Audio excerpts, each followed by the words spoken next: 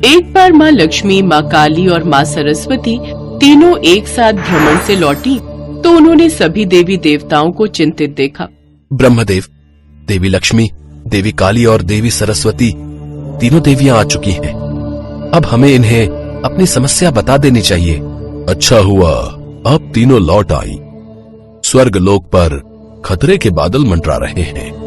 अब स्वर्ग लोक की रक्षा आप तीनों देवियों के द्वारा ही हो सकती है। परंतु बात क्या है? आप सब इतने चिंतित क्यों हैं? हमारी चिंता का कारण ब्रह्मदेव का वरदान है। वही वरदान जिसके कारण आज विनाशासुर स्वर्ग पर अपना राज्य स्थापित करने के लिए सभी देवताओं को परेशान कर रहा है। विनाशासुर? आपने उसे क्या वरदान दे दिया ब्रह्मदेव कि वो स्वर्ग पर अपना अधिकार प्राप्त करने का साहस कर बैठा? देवी काली, विनाशासुर ने कई वर्षों तक मेरी तपस्या की, जिससे प्रसन्न होकर उसने मुझसे अमरता का वरदान मांगा, परंतु मैंने उसे ये वरदान देने से मना कर दिया और कोई और वरदान मांगने के लिए कहा। मैंने उसके कहे अनुसार ये वरदान दिया कि उसकी मृत्यु केवल शरीर से लाचार, मस्तिष्क से मंद बुद्धि तथा धन से वंचित मनुष्य के द्वारा ही होगी। इसी कारण विनाशासुर घमंड में आ गया है। हम चाहते हैं कि आप पृथ्वीलोक पर एक ऐसे मनुष्य की तलाश करें जिसमें ये तीनों कमियां हों, जो सभी बातों के लिए किसी दूसरे पर निर्भर हो। आप तीनों की शक्तियां जब एक हो जाएंगी तो विनाशासुर का अंत हो जाएगा। मां लक्ष्मी, आप धन और वैभव की देवी हैं। मां सरस्वती, आप विद्या और बुद्धि की देवी हैं तथा मां काली, आप शक्ति स्वरूपा हैं। यदि आप तीनों की शक्तियां उस मनुष्य को प्राप्त हो जाएंगी तो फिर मेरे दिए हुए वरदान के अनुसार उस मनुष्य के हाथों विनाशासुर का सर्वनाश होगा। आप अपनी चिंता छोड़ दीजिए ब्रह्मदेव, हम तीनों अपने लक्ष्य को पूरा करके ही लौटेंगी। आप तीनों देवियां महान हैं। आप तीनों की मित्रता और एकता से ही अब विनाशासुर का सर्वनाश होगा।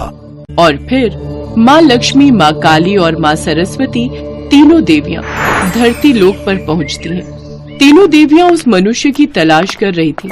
उन्हें कोई भी ऐसा मनुष्य दिखाई नहीं दे रहा था। चलते चलते वो एक बहुत ही छोटे से गांव में पहुंची। वहाँ पर कुछ औरतें पानी भर रही थी और एक बूढ़ी औरत को पानी भरने के लिए रोक रही थी। अरे काकी, तुमने कौन सा घर पर रोटी सब्जी बनानी है? हमें तो घर पर काम होते हैं, हमारे तो बाल बच्चे हैं। पति काम पर जाते हैं, इसलिए हमें समय पर पानी भरना होता है। हाँ काकी, तुम्हारे घर पर तो बस एक अपाहिज बेटा ही है जो सालों से बिस्तर पर पड़ा हुआ है। उसका दिमाग देखो, कोई होश ही नहीं है। कुछ भी बोलता है। कितनी कोशिश कर ली तुमने, पर वो तो बिस्तर से ही नहीं उठा। आज अगर वो ठीक होता तो तुम्हें इस उम्र में बिठाकर खिला रहा होता, पर तुम्हारी किस्मत सचमुच बहुत खराब है कि तुम इस उम्र में भी ये दुख देख रही हो। औरतें पानी भरकर चली गईं और उस बूढ़ी औरत की आंखों में आंसू आ गए। तीनों देवियों ने अपना रूप बदल लिया। लगता है हमारी तलाश पूरी हो गई है। हमें विनाशासुर का संहार करने वाला मिल गया है। तीनों देवियां उस बूढ़ी औरत के पास जाती हैं। काकी, हम बहुत दूर से आए हैं। क्या आपके घर में हमें कुछ खाने का और थोड़ी देर विश्राम करने का अवसर प्राप्त हो जाएगा? मेरे घर में? मेरा घर तो बहुत टूटी फूटी झोपड़ी है। क्या आप तीनों वहाँ विश्राम कर पाओगे? अगर कर सको तो मुझे कोई ऐतराज नहीं है। यही सामने ही मेरी झोपड़ी है। हाँ हाँ, क्यों नहीं, हमें तो कुछ देर विश्राम ही करना है। तीनों देवियां बूढ़ी औरत के साथ चली जाती हैं। एक टूटी छोटी सी झोपड़ी जहाँ पर बर्तन के नाम पर सिर्फ एक कटोरा और थाली थी। बहुत ही गरीबी। बिस्तर पर एक लाचार बेटा जो कुछ बोल सुन नहीं रहा था। काकी, ये कौन है? ये मेरा बेटा है, किशन। जब ये पैदा हुआ था तभी से इसका दिमाग कमजोर था, फिर धीरे धीरे इसका शरीर भी लाचार हो गया। मेरे पति के स्वर्गवास के बाद हमारे ऊपर बहुत दुख संकट आ गए। पहले गरीबी से परेशान थी, उस पर मेरा बेटा, मेरा किशन इस हालत में है। बूढ़ी औरत रोने लगती है। तीनों देवियां अपने रूप में आ जाती हैं। अपने सामने तीनों देवियों को देखकर बूढ़ी औरत हैरान रह जाती है। तीनों देवियां अपना सीधा हाथ उठाती हैं और उसमें से एक एक दिव्य ज्योति निकलकर किशन के ऊपर पड़ती है। किशन उठकर खड़ा हो जाता है और तीनों देवियों को प्रणाम करता है। मैं धन की देवी हूँ, मैं तुम्हें धन संपत्ति प्रदान करूंगी। मैं बुद्धि की देवी हूँ, मैं तुम्हें बुद्धि प्रदान करूंगी। मैं शक्ति की देवी हूँ और मैं तुम्हें शक्ति प्रदान करूंगी। आप तीनों देवियों की जय हो। मेरा किशन ठीक हो गया, मेरा बच्चा ठीक हो गया। आप तीनों देवियों ने मेरे बच्चे को फिर से नई जिंदगी दी है। किशन, तुम्हें विनाशासुर का संहार करना है। हमारी दी हुई शक्तियों के द्वारा ही तुम उसका संहार करोगे। तीनों देवियां किशन को सब कुछ समझा देती हैं। उसके पश्चात किशन देवियों के साथ विनाशासुर के समक्ष पहुंचता है।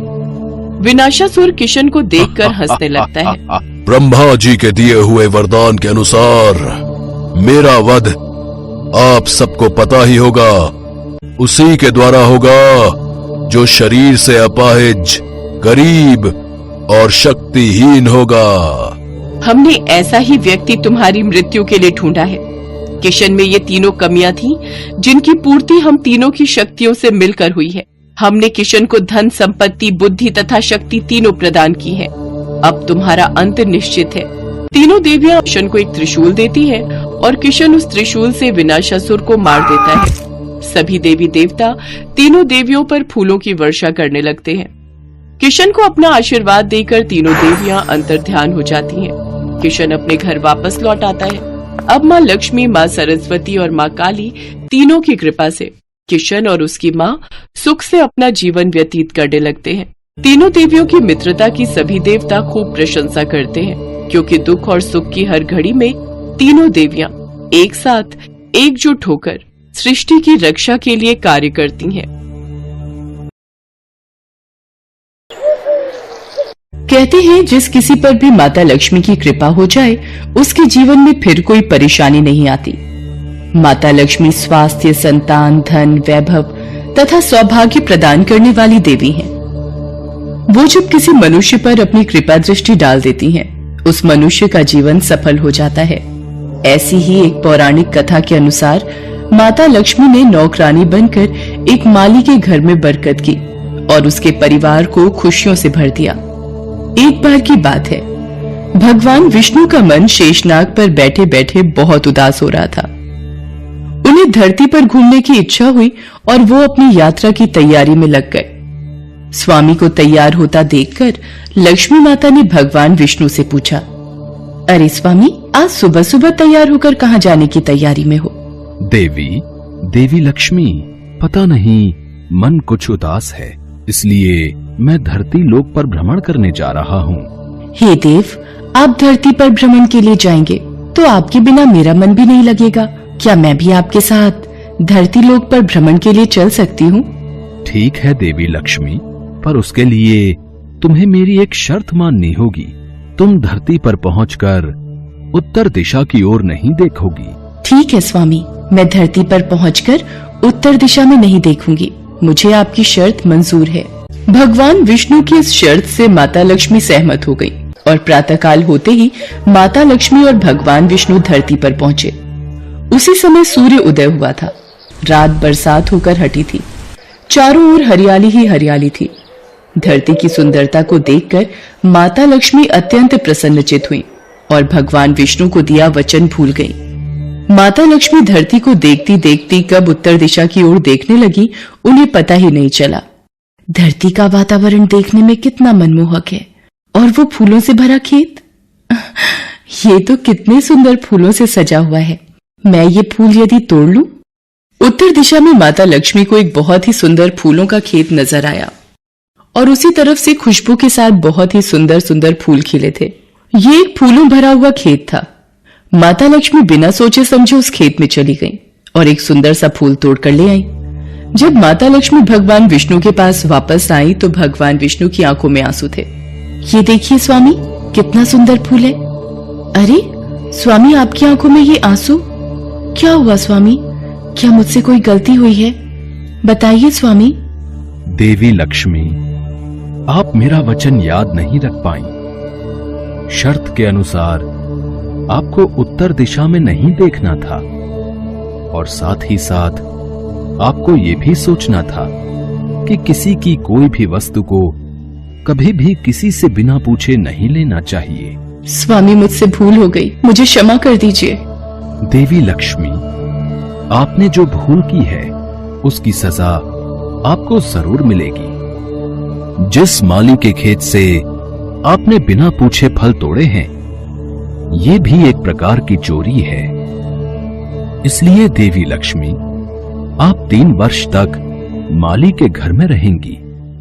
इसके बाद मैं स्वयं आपको बैकुंठ वापस बुलाऊंगा। जैसी आपकी आज्ञा स्वामी। माता लक्ष्मी ने चुपचाप सिर झुकाकर वचन स्वीकार किया और भगवान विष्णु बैकुंठ लौट गए। माता लक्ष्मी ने एक गरीब लड़की का रूप धारण कर लिया। खेत के मालिक का नाम माधव था। माधव की पत्नी 2 बेटे और 3 बेटियां थीं। सभी उस छोटे से खेत पे काम करके किसी तरह से गुजारा करते थे। खेत के पास ही माधव की झोपड़ी थी। माता लक्ष्मी माधव की झोपड़ी पर जाती हैं। माधव लड़की को देखकर पूछता है, तुम कौन हो और इस समय तुम्हें क्या चाहिए? मैं तुम्हारी क्या मदद कर सकता हूँ? मेरा नाम लक्ष्मी है। मैं एक गरीब लड़की हूँ। मेरी देखभाल करने वाला कोई नहीं। मैंने कई दिनों से कुछ भी नहीं खाया। मुझे कोई भी काम दे दो और मैं तुम्हारे घर का काम भी कर दिया करूंगी। बस मुझे अपने घर में एक कोने में आसरा दे दो। माधव बहुत ही अच्छे दिल का आदमी था।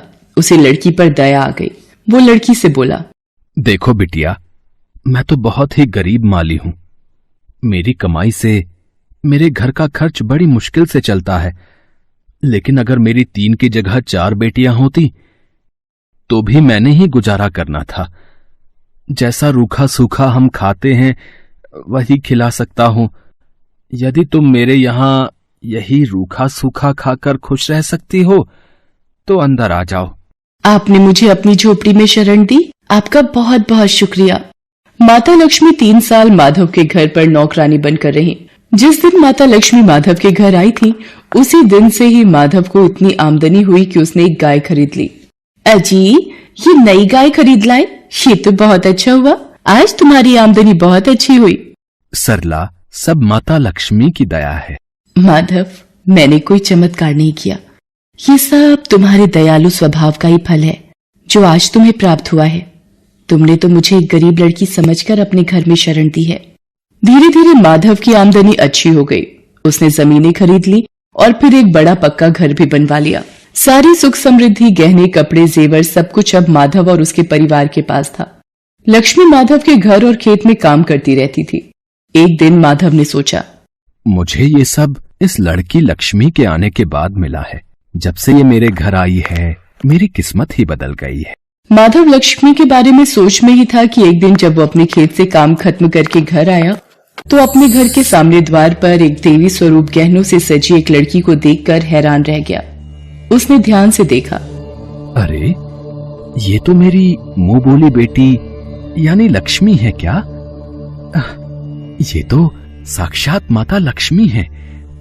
सरला, सरला, बच्चों के साथ बाहर आओ। माता लक्ष्मी स्वयं हमारे द्वार पर आई है। माधव का पूरा परिवार बाहर आ गया। सब हैरान होकर माता लक्ष्मी को देख रहे थे। माता लक्ष्मी, हमें माफ करना। हमने अनजाने में आपसे अपने घर और खेत का काम करवाया। माता, हम आपको पहचान नहीं पाए। हमसे ये कैसा अपराध हो गया। माता, हम सबको क्षमा कर दो।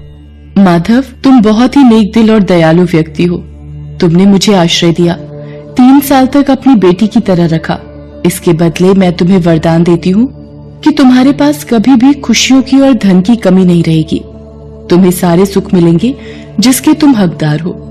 माधव को और उसके परिवार को आशीर्वाद देकर माता लक्ष्मी अपने स्वामी भगवान विष्णु के द्वारा भेजे रथ में बैठकर बैकुंठ चली जाती हैं। माधव और उसका परिवार हाथ जोड़कर माता लक्ष्मी का गुणगान करता है।